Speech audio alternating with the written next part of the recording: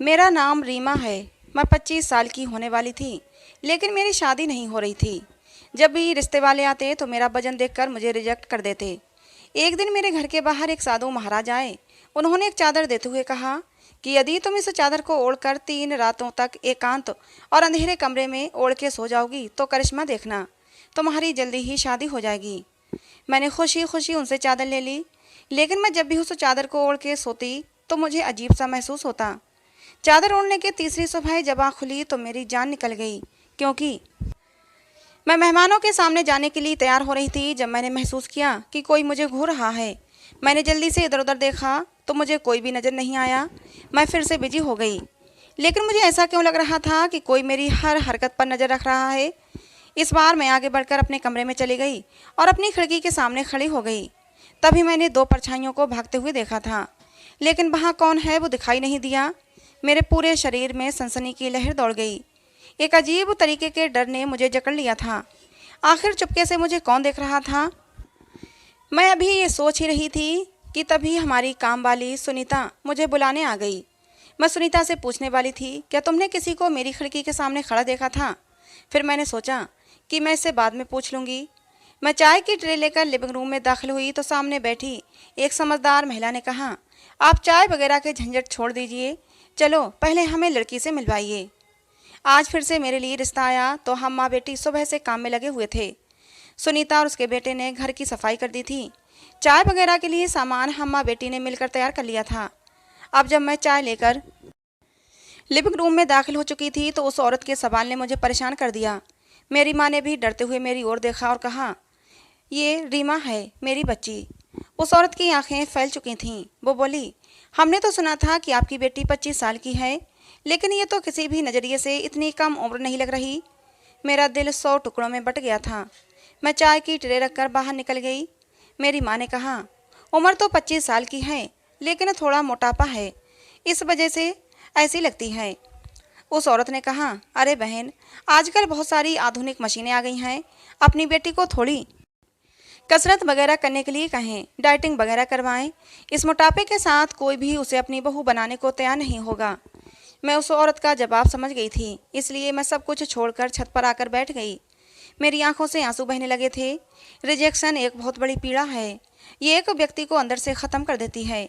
कैसा लगता है जब कोई व्यक्ति आपको नापसंद कर जाए, वो आपको ठुकरा कर चला जाए। पहले पहल तो हमें लगता कि हमें ठुकराने वाले का दिमाग ही खराब है, उसके पास गुणों का नहीं, लेकिन दूसरे व्यक्ति के पास इतनी होशियारी ही नहीं जो वो हमें पसंद कर सके। लेकिन फिर जब ये अपमान बढ़ते जाते हैं तो दिल और दिमाग में दरारें पड़ने लगती हैं। धीरे धीरे हमारा दिल हर चीज़ से अलग हो जाता है। हमें अपने अस्तित्व से ही घृणा होने लगती है। आईना भी बुरा लगता है। मेरे मोटापे की वजह से हर रिश्ता मुझे रिजेक्ट करके चला जाता था। मैं अपनी रिजेक्शन पर शौक मना रही थी जब एक बार फिर से लगा कि कोई मुझे छुप कर देख रहा है। मैं जल्दी से उठकर खड़ी हो गई। मैंने अपनी चारों तरफ नजरें दौड़ाईं। तब मुझे लॉन में लगे पौधों में सरसराहट सुनाई दी थी। वो जो कोई भी था उधर ही था। तभी मैंने सुनीता को नौकर के क्वार्टर से बाहर आते देखा। मैंने उसे बुलाया और बोला, जरा देखो तो उन पौधों के पीछे कौन है। उसने सभी पौधों पर नज़र दौड़ाई, लेकिन उसे कोई भी नज़र नहीं आया। ऐसा पहली बार नहीं हो रहा था। अक्सर मुझे लगता था कि कोई मुझे घूर रहा है, लेकिन फिर मैं उसे नज़रअंदाज कर देती थी। लेकिन अब ये सब बहुत ज़्यादा हो रहा था। मैं धीरे धीरे मानसिक रोगी होती जा रही थी। एक तरफ ये साया और दूसरी तरफ ये मोटापे का दर्द। मैं शुरू से इतनी मोटी नहीं थी, बल्कि मैं तो एक दुबली पतली सी लड़की थी, जैसे 15-16 साल की उम्र की लड़कियां आमतौर पर होती हैं। लेकिन मेरे घर वालों को मुझे मोटा बनाने की पड़ी थी। मेरी माँ मेरे दुबले पतलेपन से परेशान रहती थी, जबकि मुझे जमानों की बातों से कोई फ़र्क नहीं पड़ता था। मैं खुद को किसी भी तरह की हीन भावना में नहीं डालना चाहती थी। फिर जैसे तैसे मेरी उम्र बढ़ती गई, मेरा जिस्म भी भरने लगा था। खूबसूरत तो मैं शुरू से ही थी, अब गाल भर गए थे तो हुस्न को 4 चांद लग गए थे। हर तरफ मेरी ही खूबसूरती के चर्चे थे। हर कोई मेरे जैसा बनना चाहता था। मेरी माँ मेरी नज़र उतारते नहीं थकती थी, लेकिन फिर भी न जाने किसकी बुरी नज़र लग गई थी मुझे। मैं बीमार रहने लगी। शरीर में हर समय दर्द रहता था। एक दिन मैं कॉलेज में चकरा कर गिर गई थी। मुझे तुरंत तो अस्पताल ले जाया गया। डॉक्टर ने यही कहा था कि मुझ में ताकत की कमी है, इसलिए उन्होंने मुझे ताकत वाले इंजेक्शन लगाने को कहा। न जाने किस तरह के ताकत वाले इंजेक्शन थे, पूरे 1 हफ्ते से जो मुझे लग रहे थे। मेरा सारा जिस्म फूल गया। डॉक्टर ने कहा कि ये सब इंजेक्शन के समय हुआ है, कुछ ही दिनों में सूजन कम हो जाएगी। लेकिन सूजन कम होने के बजाय बढ़ने लगी थी। इस तरह इंजेक्शन के गलत रिएक्शन की वजह से मेरा शरीर फूल गया था। मेरा चेहरा बहुत बड़ा हो गया था। मेरा वजन इस तरह से बढ़ गया था कि मैं एक कम उम्र की लड़की लगने के बजाय एक ज़्यादा उम्र की औरत की तरह दिखने लगी थी। अब मेरे घर वालों को मेरी चिंता सता रही थी। मुझे भी मोटापे से नफरत थी। मैं सारा सारा दिन रोती रहती थी। मेरी माँ मुझे दिलासा देती थी, लेकिन मैं हर समय उदास रहने लगी थी। कॉलेज जाती तो लड़कियाँ मेरा मजाक उड़ाती थीं और मुझे आंटी आंटी कहकर तंग करती थीं। मैंने कॉलेज जाने का इरादा ही छोड़ दिया। लेकिन मेरे पिताजी बहुत नाराज़ हो गए थे। उन्होंने मुझे इस तरह की बेवकूफ़ी करने से मना किया था। खैर, जैसे तैसे मैंने कॉलेज ख़त्म किया और घर पर बैठकर एक अच्छे से रिश्ते का इंतज़ार करने लगी। लेकिन यहाँ पर भी मेरा मोटापा मेरे रास्ते की दीवार बन गया। जो भी रिश्ता आता वो मेरे मोटापे की वजह से मुझे रिजेक्ट कर देता और मेरी छोटी बहनों में से किसी को पसंद कर जाता। लेकिन पिताजी की भी जिद थी। वो चाहते थे कि सबसे पहले मेरी ही शादी होगी। इधर हमारे ख़ानदान में मुझसे सभी छोटी लड़कियों की शादियां हो चुकी थीं, जबकि मैं अभी भी अपने माता पिता के कंधों पर धरती का बोझ बनकर बैठी थी। लेकिन मैं कर भी क्या सकती थी? मेरे हाथ में रोने के सिवा कुछ भी न था। शाम हो चुकी थी। सभी पंछी अपने अपने घोंसलों में लौट चुके थे। मैं लॉन में आकर चहलकदमी करने लगी। तभी हमारे गेट पर दस्तक हुई और एक आवाज़ आई, कोई है जो भगवान के नाम पर मेरी मदद करे, उसके दिल की हर इच्छा पूरी हो जाएगी। मुझे साधु बाबा की आवाज़ सुनाई दी। मैं तेजी से गेट की ओर बढ़ी थी। सामने ही एक बाबा बैठे थे, जिन्होंने सिर से पांव तक कंबल ओढ़ के रखा था। मैं बोली, बाबा तुम्हें क्या चाहिए? वो अपनी भारी भरकम आवाज़ में बोले, जो मुझे चाहिए वो इंसान दे नहीं सकता, लेकिन तुझे जो चाहिए वो तेरे माथे पर लिखा हुआ मैं देख सकता हूँ। मुझे बड़ा आश्चर्य हुआ। मैंने चुनौती दी और कहा, तो फिर बताओ मुझे क्या चाहिए? उस साधु बाबा ने अपने बगल में पड़ी चादर उठाकर मुझे देते हुए कहा, इस चादर को एक एकांत और अंधेरे कमरे में सिर्फ 3 रातों के लिए ओढ़कर सो जाओगी तो करिश्मा देखना, तुम्हारी शादी जल्दी ही हो जाएगी। जब मैंने शादी की बात सुनी तो मैं चौंक गई। बेशक वो साधु बाबा कोई आम इंसान नहीं थे। उन्होंने मेरी परेशानी का एकदम सटीक कारण बताया था। मैंने झट से कांपते हाथों के साथ उस चादर को पकड़ लिया। तभी मेरी माँ ने दरवाज़ा खोला। वो मुझे देखकर चौंक गई और बोली, तुम यहाँ खड़ी होकर क्या कर रही हो? मैंने माँ से कहा, माँ बाबा जी ने मुझे ये चादर दी है। माँ जल्दी से गेट के पास चली गई और अपना सिर बाहर निकाल कर देखा तो वो महाराज उधर ही बैठे थे। उस साधु बाबा ने मुझे जाने का इशारा किया और कहा, ये चादर ले जाकर अपने कमरे में रख दो, पीछे मुड़कर मत देखना। मैंने अपने दोनों हाथों से उस चादर को पकड़ लिया और मैं अपने कमरे में दाखिल हो गई। थोड़ी देर बाद मेरी माँ मेरे कमरे में आ गई। वो बहुत खुश लग रही थीं। बोली, रीमा, साधु बाबा ने मुझे बताया है कि आज से ठीक दिन बाद जो भी पहला रिश्ता तुम्हारे लिए आएगा उसको स्वीकार करते ही आपके घर में खुशहाली आ जाएगी। लेकिन इस रिश्ते को अगर नकार दिया तो हमसे हमारा सब कुछ छीन लिया जाएगा। हम सड़क पर आ जाएंगे बेटा। मैं परेशान हो गई थी, लेकिन फिर माँ ने मुझे हौसला दिया और ख़ास ताकीद दी कि बेटा रात के समय इस चादर को ज़रूर ओढ़ लेना। माँ के जाने के बाद मैंने उस कंबल को खोल के देखा। वो काले रंग का एक गर्म कंबल था। जब रात हुई तो मैंने अपने कमरे की सारी बत्तियां बंद कर दीं। मेरे कमरे में इतना अंधेरा हो गया था कि हाथ को हाथ तक नहीं लग सकता था। मुझे डर भी लग रहा था, लेकिन शादी की सोचकर मैंने उस चादर को ओढ़ने की हिम्मत जुटाई थी। मैंने जैसे तैसे वो चादर ओढ़ ली। मुझे अजीब सी चुभन महसूस होने लगी थी। जी चाहता था कि मैं अभी चादर उतार कर फेंक दूँ, लेकिन मैंने ऐसा हरगिज नहीं किया। मानो जैसे रात पूरी मेरे कांटों पर गुजरी थी। सुबह माँ ने मुझसे पूछा, तुमने चादर ओढ़ी थी या नहीं? मैंने हाँ में सिर हिला दिया। मैं बहुत थकी हुई थी। फिर रात भर ठीक से नींद भी नहीं आई थी। मेरी छोटी बहन ने कहा, दीदी आप जाके आराम कर लो, मैं माँ को मदद करती हूँ। मैंने उसे धन्यवाद दिया और अपने कमरे में आकर लेट गई। उस साधु बाबा की बातें मेरे कानों में बार बार गूंज रही थीं। मैं अपनी शादी के बारे में सोच कर ही मुस्कुरा रही थी। मुझे इस बात की सबसे ज़्यादा खुशी थी कि कम से कम लोगों के तानों से मेरी जान छूट जाएगी। अगली रात मैंने फिर से हर तरफ अंधेरा कर लिया और उस चादर को ओढ़ लिया था। वो चादर बहुत अजीब सी थी, चुभती हुई सी, बेसुकून सी। मैं दूसरी बार भी हिम्मत करके उस चादर को ओढ़कर सो गई। जब सुबह हुई तो मैं नाश्ते के लिए किचन में दाखिल हुई। मेरी माँ ने मेरे माथे को चूमा और मुझे गले लगाया था। माँ ने कहा, अब तुम हमारे घर में कुछ दिनों की मेहमान हो, तुम घर के किसी काम को हाथ नहीं लगाओगी। मैं मुस्कुरा दी थी। आज का दिन मेरे जीवन का सबसे यादगार दिन था। मेरी बहनें मेरा मजाक करती रही थीं और मुझे चिढ़ा रही थीं। माँ ने पिताजी को भी साधु बाबा के बारे में बताया था। दूसरा दिन तो चुटकियों में कट गया। तीसरी रात को मैंने फिर से कमरे में अंधेरा करके उस चादर को ओढ़ लिया था। आज की रात चादर ना तो चुभ रही थी, ना ही परेशान कर रही थी। आने वाले कल के बारे में सोच सोच कर मुझे अजीब सी खुशी महसूस हो रही थी। आने वाले खुशहाल दिनों के बारे में सोचने का एहसास ही नया था। लेकिन मुझे क्या पता था कि मुझ जैसे बदनसीब लोगों को खुशी रास नहीं आती।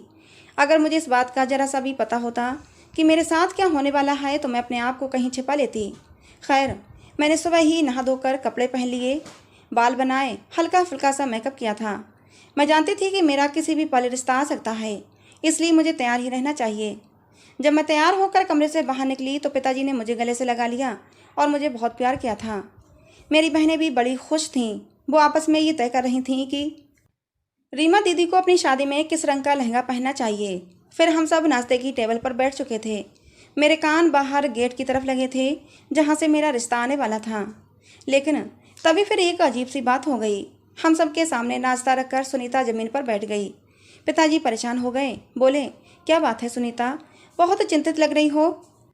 क्या बात है, बहुत चिंतित लग रही हो, तुम्हारी तबीयत तो ठीक है ना। सुनीता ने आंखों में आंसू भरकर कहा, साहब जी, छोटा मुंह, बड़ी बात है। पर मैं क्या करूं? कल रात मैंने सपने में देखा कि मैं एक मंदिर की चौखट पर बैठी हुई हूं।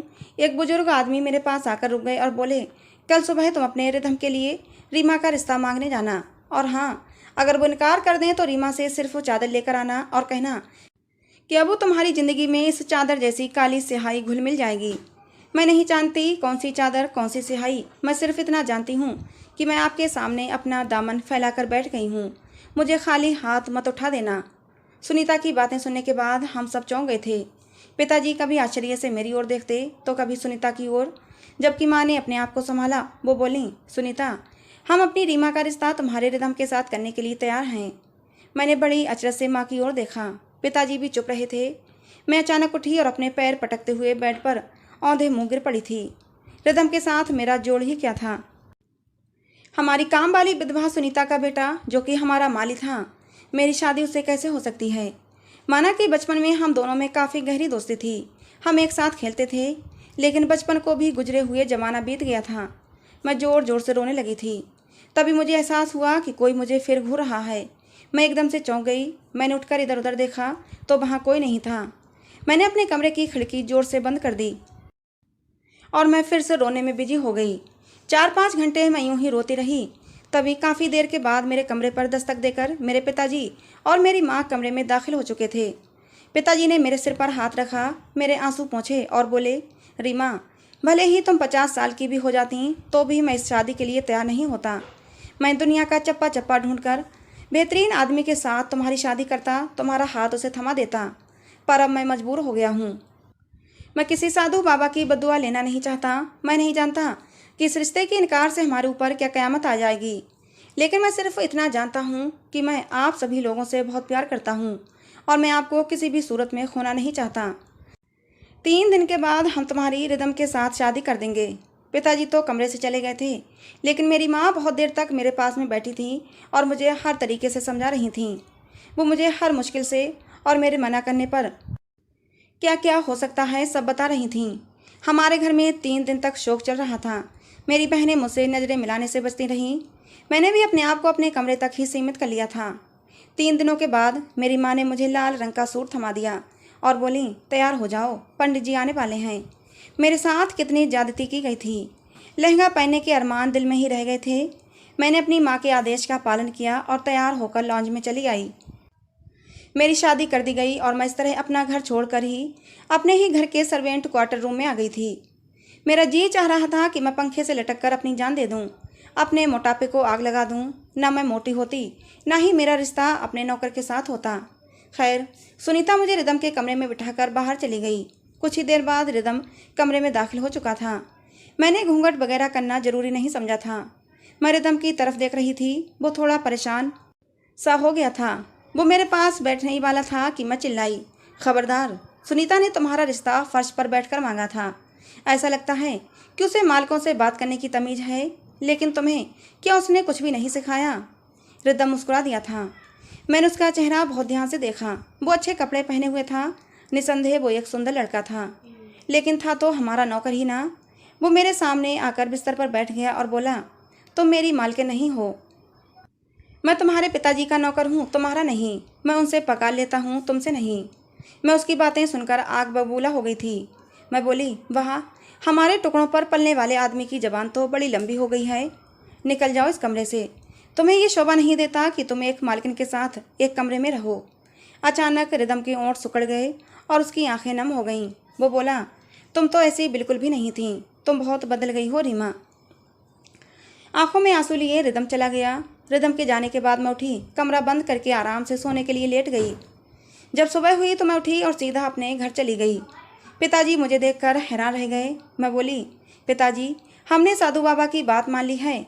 मैंने रिदम से शादी कर ली। अब हम पर कोई संकट नहीं आएगा।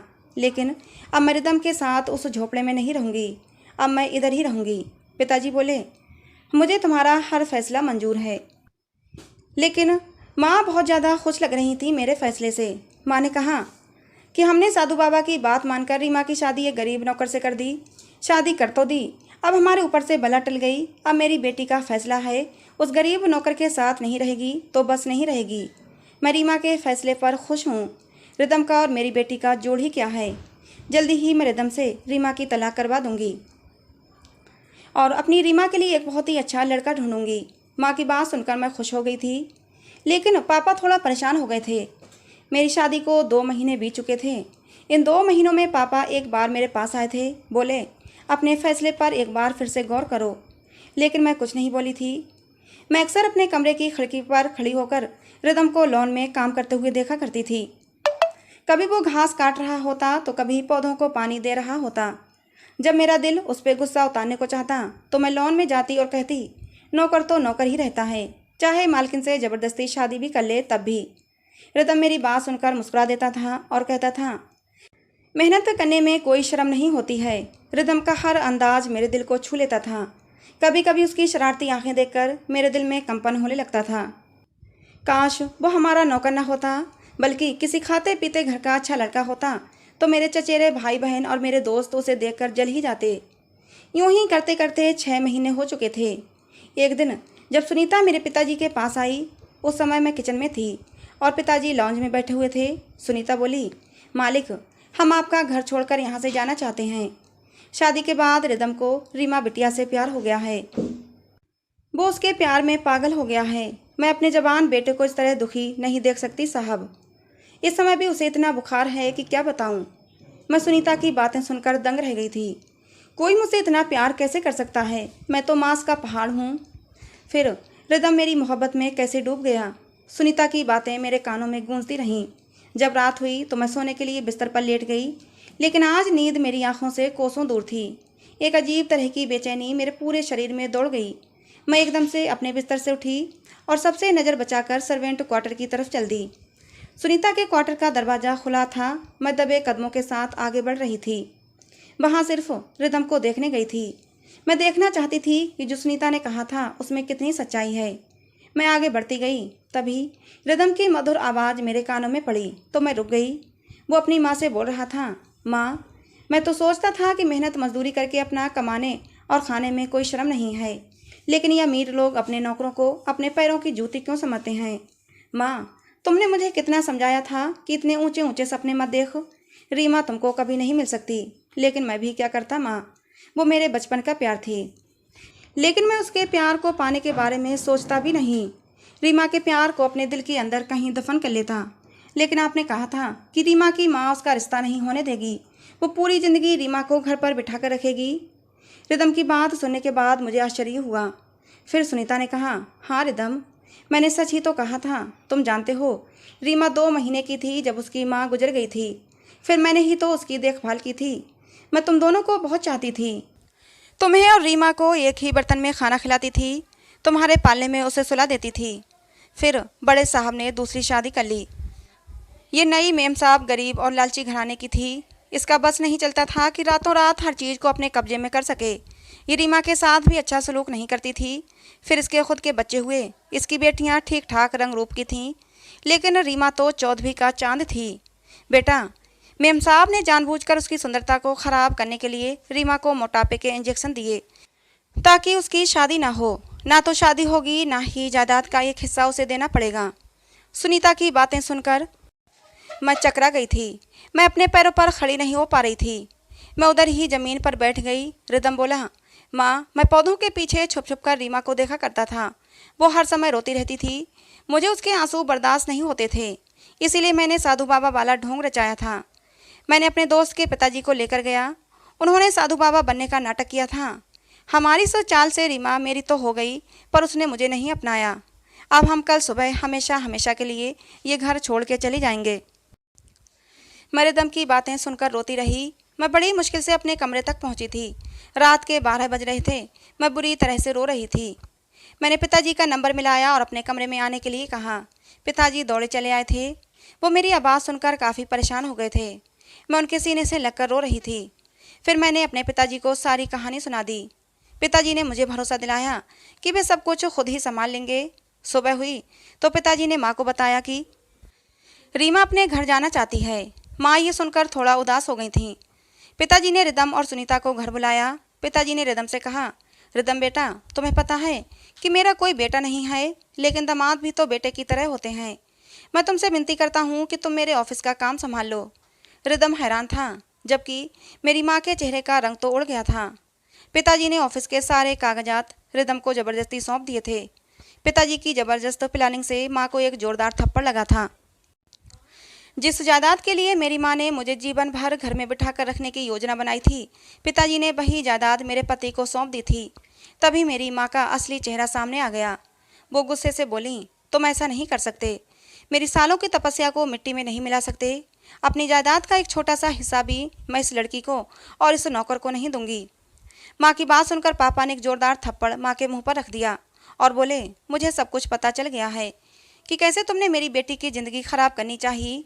अब अगर आगे से एक शब्द भी मुंह से निकाला तो इस घर से निकाल दूंगा। मैं और रिदम पापा के दूसरे घर में रहने के लिए आ गए। रिदम पापा के ऑफिस में काम करता है और अच्छी सैलरी पाता है। उसने मुझे एक बहुत बड़े डॉक्टर को दिखाया और मेरा इलाज शुरू करवाया। धीरे धीरे दवाइयों ने असर करना शुरू किया और मेरा मोटापा ख़त्म होता गया और आज मैं बिल्कुल ठीक हूँ। रिदम मुझसे बहुत प्यार करता है, मेरी हर ख्वाहिश पूरी करता है। जब जब रिदम को देखती हूँ तो खुद की किस्मत पर गर्व होता है। भगवान मेरे जैसा पति हर लड़की को दे। तो दोस्तों, आज की ये हमारी कहानी आपको कैसी लगी कमेंट बॉक्स में ज़रूर बताना। कहानी पसंद आई हो तो प्लीज़ लाइक करना। ऐसी और कहानियों के लिए हमारे चैनल को सब्सक्राइब करना। कहानी को अंत तक सुनने के लिए आप लोगों का बहुत बहुत धन्यवाद। मिलते हैं दोस्तों अगली किसी नई कहानी में।